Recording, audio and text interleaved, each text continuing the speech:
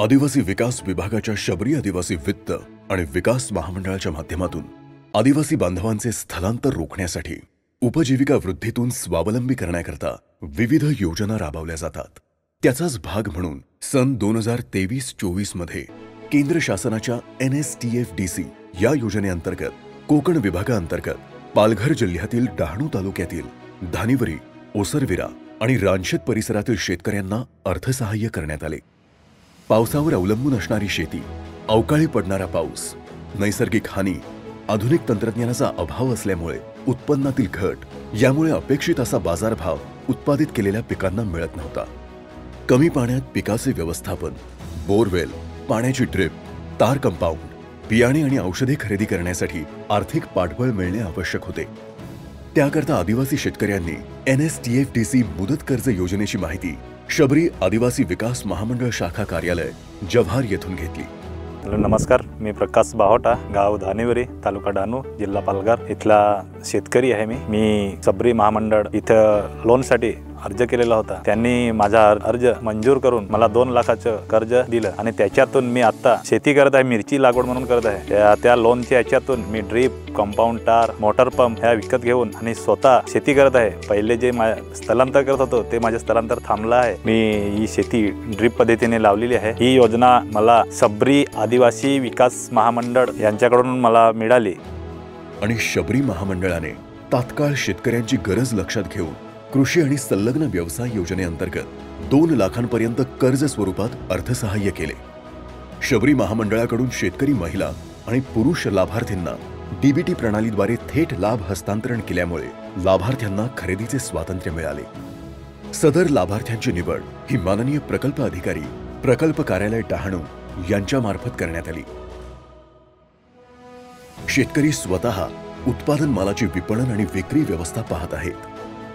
धानिवरी, रानशेत आणि ओसरविरा परिसरातील महिला शेतकरी आणि तरुण शेतकरी स्वतः कुटुंबाचे आर्थिकदृष्ट्या सक्षम होऊन व्यावसायिक नेतृत्व करत आहेत।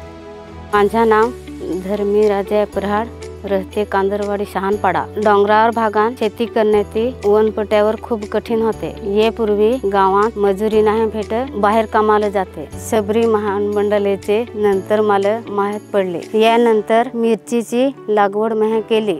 नंतर आम्ही टाक्या घेतल्या, पाईप घेतले, ड्रीप घेतले, कंपाऊंड हाती केली, पंप घेतला आणि औषधं घेतली, मिरचीची रोपं घेतली। मला आता बाहेर कामाला जाता लागत नाही। मी आता आताच कामाला काम करते शेतीमध्ये। मिरचीची 4000 रोपं लावलेली आहे। या मिरचीतून 500 किलोचे उत्पन्न मला मिळणार आहे। पहिले मी इकडे तिकडे कामाला जात होते, आता मला बाहेर जाण्याची गरज नाही। मला आता येतून मला थोडी उत्पन्न भेटत गेले।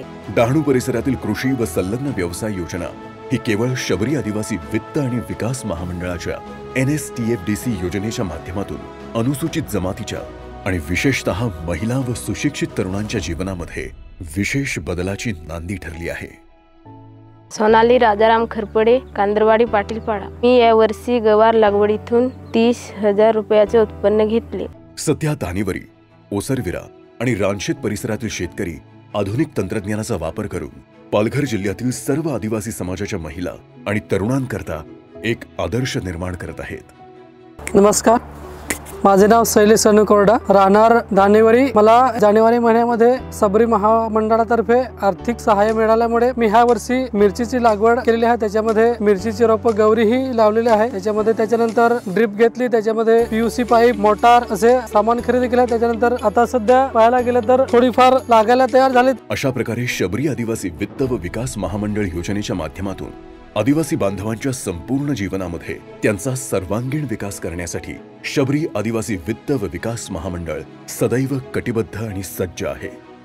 आदिवासी विकास मंत्री माननीय डॉक्टर अशोक उईके, राज्यमंत्री माननीय इंद्रनील नाईक, प्रधान सचिव माननीय विजय वाघमारे यांच्या मार्गदर्शनामुळे व शबरी आदिवासी वित्त व विकास महामंडळाच्या व्यवस्थापकीय संचालिका माननीय लीना बनसोड यांच्या दूरदृष्टीमुळेच आदिवासी समाजाची वाटचाल शेतीकडून समृद्धीकडे होताना दिसतेय। या योजनेचे लाभ दिल्याबद्दल मी शबरी महामंडळाचे आभार मानते। मी शबरी महामंडळाचे आभार मानतो। शबरी महामंडळाने जे आर्थिक सहकार्य केलं त्याच्यामुळे या शबरी महामंडळाचे मी धन्यवाद मानतो। आदिवासींचे सक्षमीकरण हाच उद्देश घेऊन शबरी आदिवासी वित्त व विकास महामंडळाची ओळख आदिवासींच्या उपजीविकेची जीवनवाहिनी म्हणून खऱ्या अर्थानं सार्थ ठरली आहे।